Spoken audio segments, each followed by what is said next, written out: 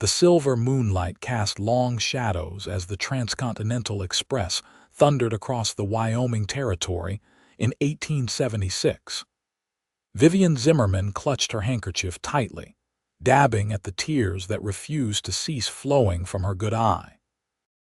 Her other eye, along with the right side of her once admired face, remained hidden beneath carefully arranged bandages, remnants of the fire that had not only scarred her flesh, but had seemingly extinguished her future as well. Next stop, Park City. The conductor bellowed, moving through the passenger car. Vivian's heart pounded in her chest. This wasn't supposed to be her destination. She'd been traveling west to San Francisco with her fiancé, Edmund Hollister, and his family. A new life awaited her there, far from the whispers and pitying glances of her Pennsylvania hometown. But the fire at the hotel in Chicago where they'd stopped for 3 days had changed everything. Changed her face, changed Edmund's affection, changed her future. "It's for the best," Edmund had told her just hours earlier, unable to meet her gaze as his mother stood imperiously beside him. "You need proper care, and we simply cannot delay our journey." "My father's business interests. What Edmund means," his mother had interrupted, her voice cold as January frost, "is that certain arrangements have been made in San Francisco. Appearances matter in society, Miss Zimmerman. I'm sure you understand." Vivian understood perfectly. Her engagement ring had been quietly reclaimed, her trunks unloaded at the next station, and a small purse of money pressed into her hand, payment for her silence and disappearance. As the train slowed with a great hissing of steam, Vivian fought to control her trembling. Park City. She knew nothing of this place, had no connections here, and owned nothing beyond 2 trunks of clothing and $27 to her name. The platform was sparse as passengers disembarked. A few ranch hands loitered about, a shopkeeper collected a shipment, and a station master barked orders to porters. Vivian stood paralyzed beside her luggage, the bandage on her face drawing curious glances from passers-by. "Need some assistance, miss?" Vivian turned toward the deep voice. A tall man stood before her, his broad shoulders blocking the setting sun. His face was weathered by wind and sun, yet his blue eyes were kind beneath the brim of his dusty Stetson. "I'm afraid I don't know where to go," she admitted, hating the quaver in her voice. "Name's Matthew Whitaker." "Most folks call me Matt," he said, removing his hat in a gesture of respect. "I run the Silver Spur Ranch just outside of town." "Vivian Zimmerman," she replied softly, turning her head so her good side faced him. Matt's eyes flickered briefly to her bandaged face but showed no revulsion, only a practical concern. "Are you meeting someone in Park City, Miss Zimmerman?" The question stung. "No," she whispered. "My companions continued on to San Francisco." Understanding darkened his gaze. "Without you." "In your condition." Vivian couldn't bring herself to answer, but her silence spoke volumes. Matt replaced his hat and nodded decisively. "Park City's a decent place with good people, but you'll need somewhere to stay. The Gilded Rose boarding house is respectable, run by a widow named Mrs. Barlow. I can take you there if you'd like." Relief flooded through Vivian. "That's very kind of you, Mr. Whitaker." "Just doing what any decent man would," he replied, lifting her trunks with ease. "My wagon's over yonder." As they walked, Vivian felt the stares of onlookers burning through her. She kept her gaze fixed on the wooden planks beneath her feet. Matt's wagon was sturdy but weathered, hitched to 2 patient draft horses. After helping her climb onto the high seat, he arranged her trunks in the back and took his place beside her. "You don't have to hide your face, Miss Zimmerman," he said quietly as he took up the reins. "Not on my account." Vivian stiffened. "I assure you, Mr. Whitaker, these bandages are necessary for my recovery." "I didn't mean that," he replied, his voice gentle yet firm. I meant you don't need to turn away or keep your head down. Scars don't frighten me." Her throat tightened with emotion. "You're very kind, but you haven't seen what's beneath these bandages. Don't need to." Matt clicked to the horses, setting the wagon in motion. A person's face is just the door to who they really are. Some doors get a bit weathered, is all. As they rode down Park City's Main Street, Matt pointed out various establishments: the general store, the sheriff's office, the saloon, and finally, the neat two-story structure that was the Gilded Rose. "Mrs. Barlow lost her husband in the war," Matt explained as he helped Vivian down. "She's stern but fair, and she doesn't tolerate gossip under her roof, which might suit your situation." The boarding house was tidy and smelled of beeswax and fresh bread.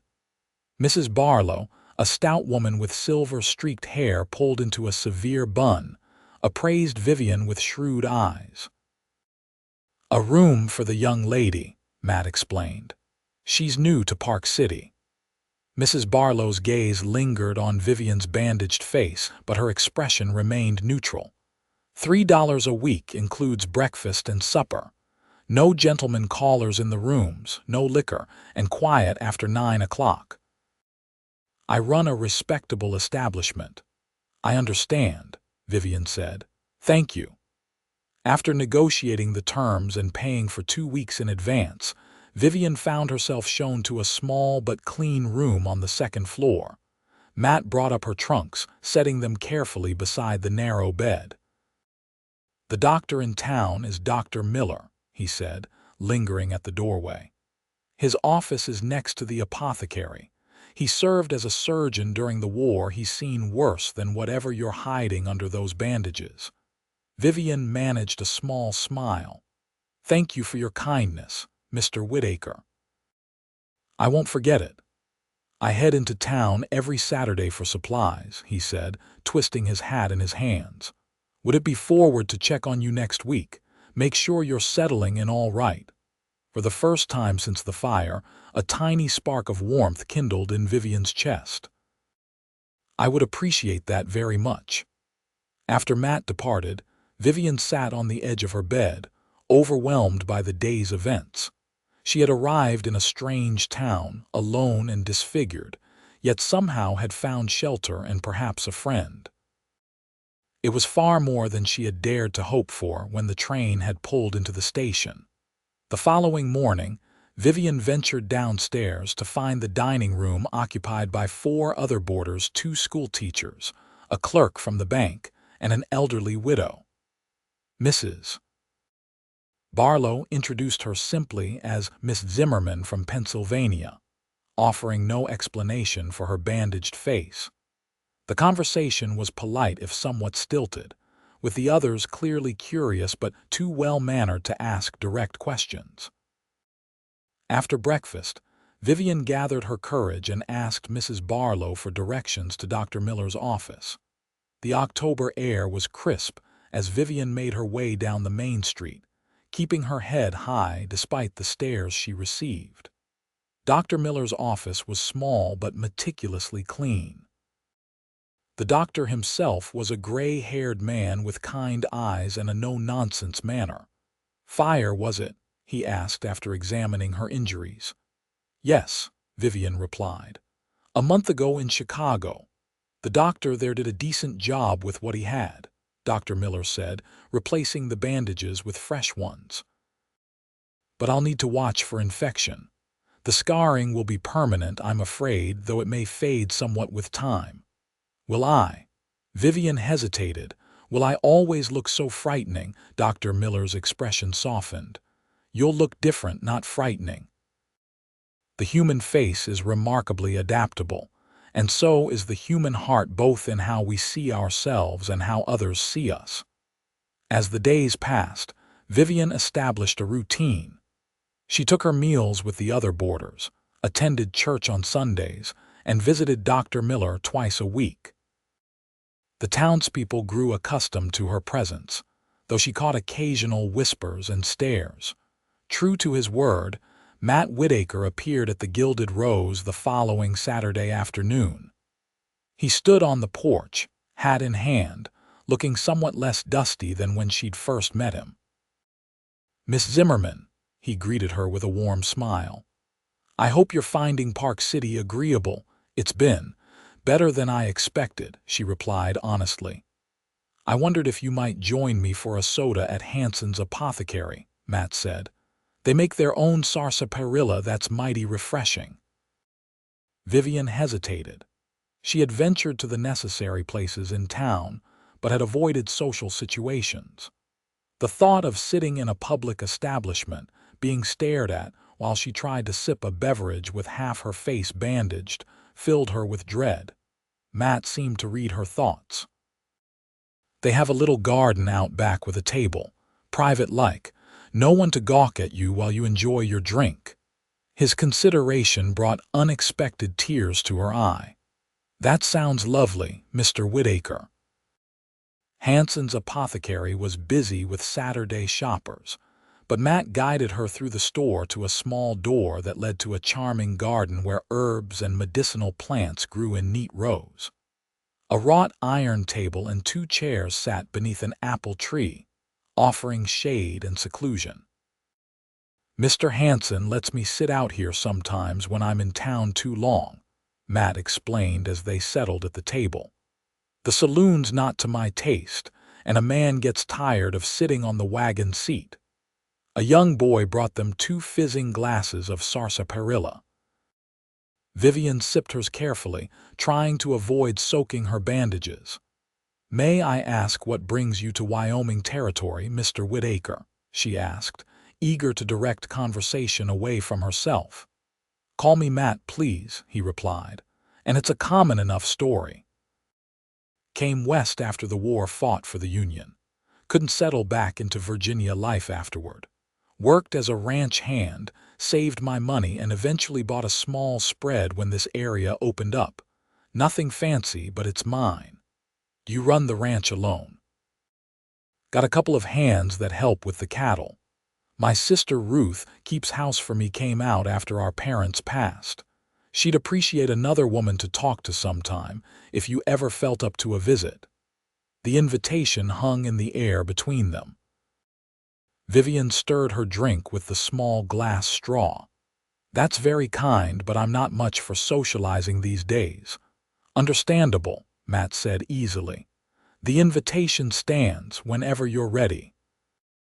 They chatted about inconsequential things: the weather, the town's upcoming harvest festival, the latest book Matt had borrowed from the small lending library.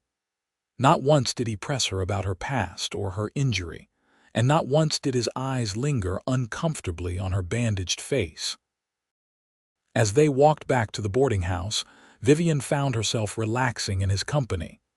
"Thank you for the sarsaparilla and the conversation," she said when they reached Mrs. Barlow's front gate. "It's been some time since I've enjoyed either." Matt smiled, the corners of his eyes crinkling. "Then we'll have to make it a regular appointment. That is, if you'd care to." The weeks that followed brought a gradual change in Vivian's circumstances. Dr. Miller eventually reduced her bandages to a smaller dressing that covered only the worst of her scarring. With each visit to his office, he expressed satisfaction with her healing, though he was honest about the permanent nature of her disfigurement. "The eye itself is undamaged," he explained during one examination. "That's a blessing. Many burn victims lose their sight. You've maintained full vision, and the scarring stops short of your mouth, so you won't have difficulties eating or speaking." Small mercies, Vivian thought, though she was genuinely thankful for them. Her Saturday sarsaparilla with Matt became a fixed point in her week, something to anticipate rather than simply endure. Sometimes they would walk through town afterward, with Matt pointing out landmarks and sharing local history. He never pressured her, never asked for more than she was willing to give, and never, ever looked at her with pity. November brought colder weather and the first snowfall. Mrs. Barlow kept the boarding house warm with roaring fires and plenty of quilts. One particularly cold Saturday, Matt arrived with an extra surprise, a beautifully crafted wooden box.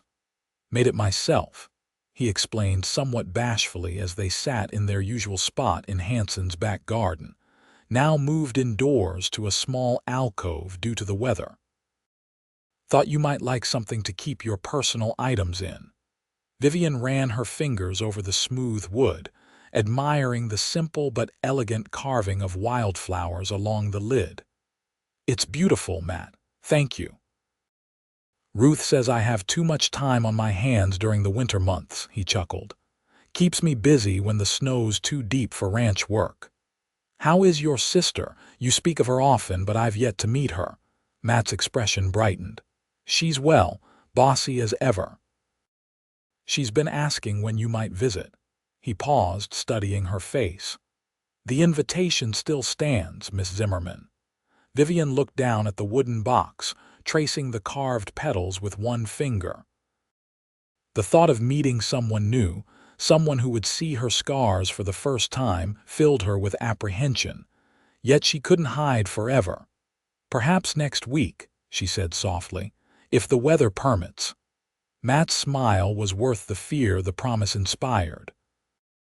True to her word, the following Saturday, Vivian found herself bundled into Matt's wagon for the 5-mile journey to the Silver Spur Ranch. The snow-covered landscape was breathtakingly beautiful, with the mountains rising majestically in the distance. "It's not much," Matt said as they approached a modest but well-maintained ranch house with several outbuildings, "but it's home." Ruth Whitaker proved to be a tall, practical woman with her brother's blue eyes and direct manner. She welcomed Vivian warmly, showing no reaction to the scars that were now partially visible despite the small dressing Vivian still wore. "Matthew's been talking about you for weeks," Ruth said as she served coffee in the cozy kitchen. "I was beginning to think he'd invented you." "Ruth," Matt warned, his ears reddening. "Oh, hush," his sister replied good-naturedly. "Miss Zimmerman knows I'm teasing." She turned to Vivian. "It's just good to have another woman to talk to. The nearest neighbor is 3 miles away and she's half-deaf and only wants to discuss her cats." Vivian found herself laughing, the sound surprising her. How long had it been since she'd laughed genuinely? The afternoon passed pleasantly. Ruth showed Vivian her vegetable garden, preserved now under straw and snow for the winter, and her collection of books. Matt gave her a tour of the barn and introduced her to his horses. "This is Sabrina," he said, indicating a gentle bay mare. "Smoothest ride you could ask for. Perhaps when spring comes you might like to go riding." The casual reference to the future, a future that included her, caught Vivian off guard. "I'd like that," she replied, surprising herself with the sincerity of the statement. As Christmas approached, Park City transformed with simple but festive decorations. Pine boughs adorned doorways, candles glowed in windows, and the church organized a community celebration. Vivian had declined several invitations to participate, preferring to remain in the background of town life. However, Matt was persistent. "The Christmas Eve service is special," he said during their Saturday meeting. "Everyone attends, and afterward there's singing and cider at the town hall." "I don't know, Matt," Vivian hedged. "Large gatherings are still difficult for me." "I understand," he replied. "But I'd be honored to escort you, and Ruth would be there too. We could sit in the back if that would make you more comfortable." Vivian considered his earnest expression. Over the past months, Matt had become more than a friendly acquaintance. He was perhaps the only true friend she had in Park City. His kindness had never wavered, and his steady presence had become important to her. "Very well," she conceded. "But promise me we can leave if it becomes too overwhelming." "You have my word," Matt said solemnly, though his eyes danced with pleasure at her acceptance. Christmas Eve arrived cold and clear, with stars glittering like diamonds against the velvet sky. Vivian dressed carefully in her best dress, a deep green wool that she had altered to fit her slimmer frame. Dr. Miller had recently declared that she could dispense with bandages entirely, though the angry red scarring remained vivid against her pale skin. For the first time since the fire, Vivian studied her reflection fully. The right side of her face was a tapestry of scars, the skin pulled tight in some places, puckered in others, and her eyebrow was gone entirely. The contrast with the unblemished left side of her face was stark. Edmund's rejection suddenly seemed inevitable rather than cruel. What man would want to look upon such a face day after day? What man would proudly introduce such a wife to his business associates? A soft knock at her door pulled her from these dark thoughts. Mrs. Barlow entered, carrying a small package. "This came for you," she said, handing Vivian a neatly wrapped parcel. "From the Whitaker Ranch." Inside, Vivian found a beautiful emerald green scarf made of the softest wool with a note in a feminine hand. "For Christmas Eve. It matches your eyes, both of which are lovely. Warmly, Ruth Whitaker." Tears sprang to Vivian's eyes at the thoughtful gift. She arranged the scarf carefully, draping it so that it framed her face without hiding it completely. The effect softened her appearance without concealing her scars, an acknowledgement rather than a disguise. When Matt arrived to escort her to the church, his expression as he beheld her sent a warm flutter through her chest. "You look beautiful, Vivian," he said simply. She started to shake her head in denial, but something in his steady gaze stopped her. He wasn't flattering her or being kind, he was stating what he saw as truth. "The scarf is lovely," she said instead. "Please thank your sister for me." "I will, though she'll be pleased to hear it from you directly." Matt offered his arm. "Shall we?" The church was filled to capacity when they arrived, but Matt guided her to a pew near the back where Ruth was saving seats. The Christmas Eve service was beautiful in its simplicity, familiar Bible readings. Carols sung with enthusiasm, if not always in perfect tune, and children reciting memorized verses with varying degrees of success. Throughout the service, Vivian was aware of curious glances, but they seemed less intrusive than before. Perhaps the townspeople had grown accustomed to her presence, or perhaps the Christmas spirit had softened their scrutiny. Afterward, the congregation moved to the town hall for refreshments and more informal celebrations. Vivian stayed close to Matt and Ruth, drawing comfort from their presence as various townspeople approached to exchange Christmas greetings. "Miss Zimmerman, it's good to see you joining in the festivities," Dr. Miller said warmly as he passed by with his wife. "The holiday suits you." As the evening progressed, Vivian found herself relaxing. The mulled cider was warming, the carols familiar, and the general goodwill of the season seemed to extend to include her. "Would you care to step outside for a moment?" Matt asked quietly after they had been there for about an hour. "The stars are particularly bright tonight." The air outside was crisp and cold, their breath forming small clouds in the night air. Matt guided her to a quiet spot away from the main entrance, where a small garden would bloom in summer months. "I have something for you," he said, reaching into his coat pocket. "A Christmas gift, if you'll accept it." He handed her a small package wrapped in brown paper and tied with a red ribbon. Inside, Vivian found a silver locket, simple but elegant, with a delicate floral pattern engraved on its surface. "Matt, it's lovely," she breathed, touched by his thoughtfulness. "But I'm afraid I don't have anything for you." "Your company is gift enough," he replied. "May I?" When she nodded, he took the locket and carefully fastened it around her neck. His fingers were surprisingly gentle for a man who worked with cattle and horses.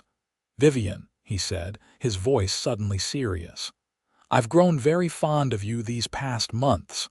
Her heart began to race, both with hope and fear. "You've been a dear friend to me, Matt." I don't know how I would have survived here without your kindness. Friendship is precious, he agreed, but my feelings have grown beyond friendship. I care for you deeply. Vivian turned away, her scarred side in profile to him. You can't possibly mean that, not when you look at me at this. Matt gently turned her to face him fully, his eyes meeting hers without flinching. I see you, Vivian, all of you. The scars are part of you now, but they're not all of you. They show what you've survived, not who you are. And who am I? She whispered, her voice catching. You're the woman who faced abandonment with dignity, who built a new life in a strange town, who treats Mrs. Barlow's cranky cat with patience and Dr. Miller's young assistant with kindness. You're the woman whose smile, rare as it is, lights up a room. Matt took her hands in his. You're the woman I've fallen in love with. Tears filled Vivian's eyes, blurring her vision. How can you say that? How can you look at this ruined face and speak of love? Your face isn't ruined, Vivian. It's changed, Matt said firmly. And I don't love you despite your scars. They're part of the woman you are now, the woman I admire and respect. He paused, his expression earnest. When I first saw you at the train station, looking lost and alone, I didn't see your bandages. I saw your courage. That's what I fell in love with, your spirit, your resilience. Vivian searched his face for any sign of pity or obligation, but found only sincerity and warmth. I'm afraid, she admitted in a small voice. Of what? Of believing you, of trusting this, of being hurt again. Matt nodded, understanding in his eyes. I know, and I won't rush you. I just wanted you to know how I feel, especially at Christmas. My gift comes with no obligations, just a hope that someday you might return my feelings. Before Vivian could respond, the door to the town hall opened, and the sounds of merriment spilled out into the night. Matt, Vivian, Ruth called. They're about to serve the Christmas pudding, Matt smiled, giving Vivian's hands a gentle squeeze before releasing them. Shall we go back inside? Ruth makes a fearsome fuss if she misses dessert. The moment had passed, but something had shifted between them, an acknowledgement of deeper feelings, a possibility that hadn't existed before. The remainder of the evening passed in a pleasant blur. Vivian found herself watching Matt as he chatted with townspeople, helped serve the Christmas pudding, and led the singing of the final carol. He moved with a natural ease among the people of Park City, respected and well-liked. Could she truly be part of his life? Could his declaration of love withstand the test of time and the continued reality of her scarred appearance? These questions tumbled through her mind as they made their way back to the boarding house through the quiet, snow-covered streets. Thank you for a lovely evening, she said as they reached Mrs. Barlow's front porch, and for the beautiful locket. Merry Christmas, Vivian, Matt replied softly. Will I see you tomorrow? Ruth's preparing a dinner and insisted I extend an invitation. Vivian hesitated, then nodded. I'd like that very much. Christmas Day at the Silver Spur Ranch was unlike any holiday Vivian had experienced before. The celebration was modest compared to the elaborate affairs her family had hosted in Pennsylvania, but it possessed a warmth and sincerity that those events had often lacked. Ruth had prepared a feast: roast goose, potatoes, several vegetables from her preserved garden harvest, and a rich plum pudding. The ranch hands joined them, and the conversation flowed easily, punctuated by laughter and good-natured teasing. After dinner, they exchanged simple gifts by the fireplace. Vivian had managed to knit a scarf for Matt, not as fine as the one Ruth had given her, but made with care and affection. It's perfect, Matt said, immediately wrapping it around his neck despite the warmth of the room. I'll wear it every day until spring. As the short winter day began to darken, Matt suggested a walk to show Vivian his favorite view of the property. Bundled against the cold, they made their way to a small rise overlooking the ranch. In spring, this hill is covered with wildflowers, Matt explained as they gazed out over the snow-covered landscape. The cattle graze in that southern meadow, and you can see all the way to the mountains on a clear day. It's beautiful, Vivian said sincerely. You've built something wonderful here, Matt. I hope to build more, he replied, his voice thoughtful. A legacy, a family, a life that matters. The weight of his words hung in the air between them. Vivian knew he was offering her a place in that vision, a possibility she had thought forever lost to her after the fire. Matt, she began cautiously, about last night. Your words meant more to me than I can express, but I need you to be certain. My scars won't fade. This is my face now forever. Matt turned to face her fully, his expression solemn in the fading light. May I show you something? At her nod, he unbuttoned his coat and then his shirt collar, pulling it aside to reveal a jagged scar that ran from his collarbone down beneath his clothing.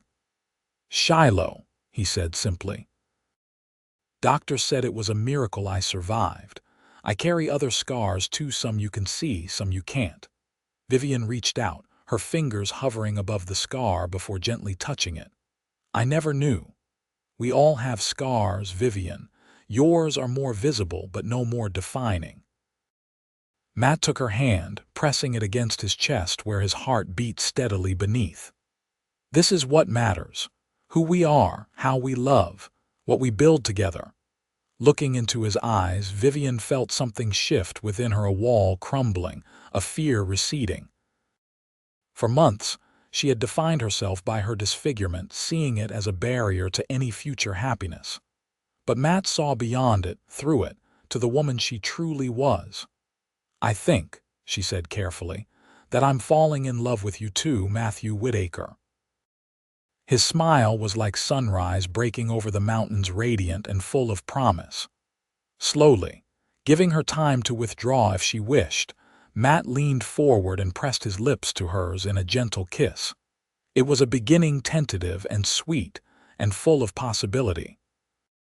The winter months deepened, but Vivian's world expanded.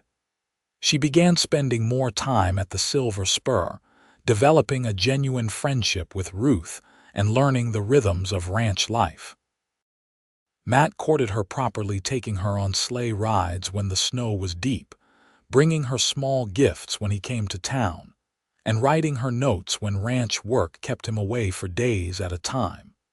By February, Park City had fully accepted Vivian as part of their community.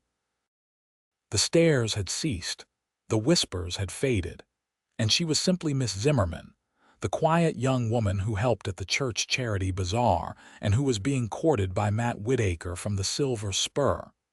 Dr. Miller continued to check her healing, though there was little medical necessity now. The scars are settling, he told her during one visit. They'll always be visible, but they'll continue to fade somewhat with time. Vivian nodded, looking at her reflection in the small mirror he offered her. The angry redness had indeed subsided to a paler pink, though the texture of her skin remained uneven. Thank you for your care, Dr. Miller. It's my job, he replied kindly. Though I must say you seem to be healing in more ways than one. Happiness is a powerful medicine.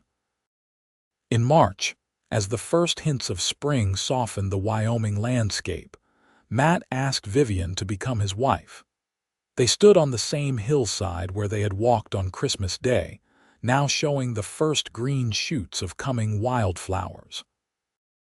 I can't offer you grand houses or fine society, he said, holding her hands in his. Just this land, my heart, and a promise to cherish you all the days of my life. It's more than enough, Vivian replied, tears of joy welling in her eyes. It's everything. They were married in May in Park City's small church, with Ruth standing beside Vivian and Dr. Miller beside Matt. Mrs. Barlow arranged flowers from her garden, and the townspeople filled the pews to witness the union. Vivian wore no veil to hide her scars, only a crown of wildflowers that Ruth had gathered from the hillside that morning. When Reverend Thomas pronounced them man and wife, Matt kissed her in full view of everyone, proud and unapologetic in his love for her. The wedding celebration continued at the Silver Spur, with tables set up in the yard and lanterns strung from trees. As the sun began to set, casting golden light across the land, Matt pulled Vivian aside from the festivities. "Happy, Mrs. Whitaker?" he asked, his arms encircling her waist. "More than I ever thought possible," she replied honestly. "I never imagined that day at the train station that being left behind would lead me to you." "I knew the moment I saw you," Matt admitted, "standing there so brave despite your pain. I told myself then that you were the most beautiful woman I'd ever seen." Vivian laughed softly. "You couldn't even see my face properly. It was all bandaged." "I wasn't looking at your bandages," Matt said, his voice tender. "I was looking at you, your courage, your dignity. True beauty isn't in a perfect face, Vivian. It's in a spirit that refuses to be broken." As they rejoined their guests, Vivian caught a glimpse of her reflection in a window. The scarred woman who looked back at her was smiling, her eyes bright with joy, her posture confident. She was not the same person who had been abandoned at the train station months before that frightened, rejected young woman was gone.